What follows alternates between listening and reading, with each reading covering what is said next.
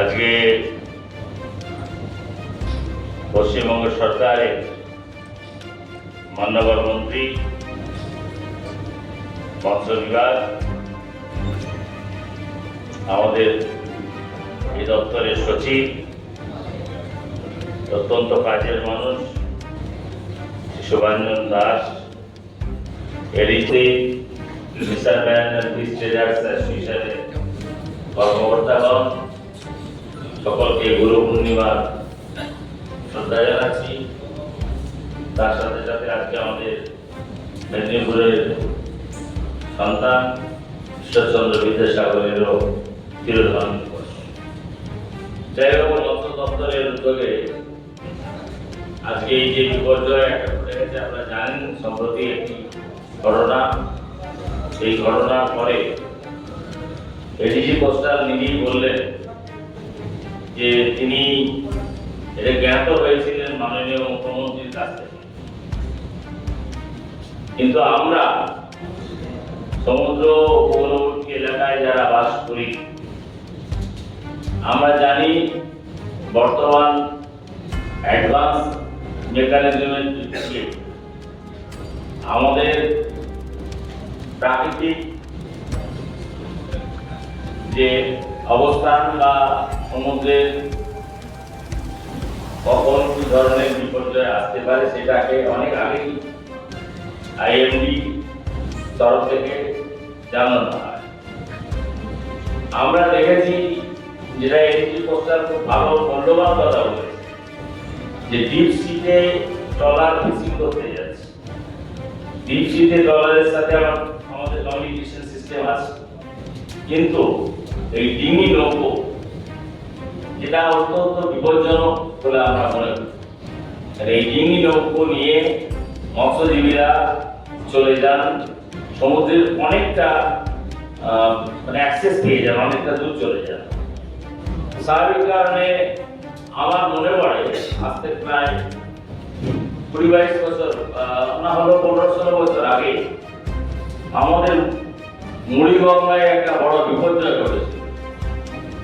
এবং আমি যাই, যখন আমরা বার্তাটা পেয়েছিলাম যে ট্রলারের চালক তার মোবাইলে, বহু চেষ্টা করা হয়েছিল, বহু মানুষের প্রাণহানি হয়েছিল। আজকে প্রাণহানির সংখ্যাটা কম হলেও দুঃখজনক। তা আজকে কোস্ট গার্ড, ভারতের প্রতিরক্ষা দপ্তর, তার ডিআইজি আমাদের হলদিয়াতে বসেন, আইজি তিনি কলকাতায় বসেন, বেঙ্গল পুলিশ, কোস্টাল পুলিশ যারা আছে, কোস্টাল ডিপার্টমেন্ট, মৎস্য দপ্তর, এদের যে কোঅর্ডিনেশনের গ্যাপ আছে। একাধিকবার আমাকে ফোন করেছিলেন যে হলদিয়া ডিআইজি কোস্ট গার্ডের টেলিফোন নাম্বারের জন্য। তাকে আমাদের আইজি কোস্ট গার্ড, আমাদের DIG coast guard sir telephone number চেয়েছে। আমি মাননীয় মন্ত্রী সরকারে আনছি এই কারণে যে টেলিফোন নাম্বারটা পাওয়ার ক্ষেত্রে আমাদের অনেক প্রতিবন্ধকতা সৃষ্টি হচ্ছে। নিশ্চিতভাবে আমরা জানি আমাদের অ্যাক্সেস কত থাকবে, আমাদের পরিষেবা আমরা আমাদের গতিপথে আবার কত যেতে পারবো। কিন্তু যেখানে এডিজি এই ধরনের সেমিনার বা এই ধরনের আলোচনা চক্র খুব ফ্রুটফুল হবে বলে আমি বলি, মনে করি না। মাননীয় মন্ত্রী আছেন, তিনি নিশ্চিতভাবে আমাদের আগামী দিনে এই কোস্টাল রিজিয়ন, এই জোনে আমাদের কাজ করার ক্ষেত্রে কি কি ধরনের আরো অ্যাডভান্স মেকানিজম, আইআইটি খড়গপুর আমাদের খুব কাছে আছে। আইআইটি খড়গপুর এই ফিশারম্যানদের নিয়ে, ফিশারম্যানদের সেফটি সিকিউরিটি সম্পর্কে তারাও রিসার্চ করছে। তারা এই দুর্ঘটনার পরে তারাও তাদের ছাত্রছাত্রীদের নিয়েছিল। আমি কনভোকেশনে ছিলাম, কনভোকেশনে আমি ডিরেক্টর সাহেব আমাকে বলছিলেন। যাই হোক, আজকে কথা বাড়াবো না, কেবল একটা কথাই বলে যাব যে মৎস্যজীবীদের নিরাপত্তা তাদের প্রাণ। যারা সামান্য পয়সার বিনিময়ে ট্রলার মালিকদের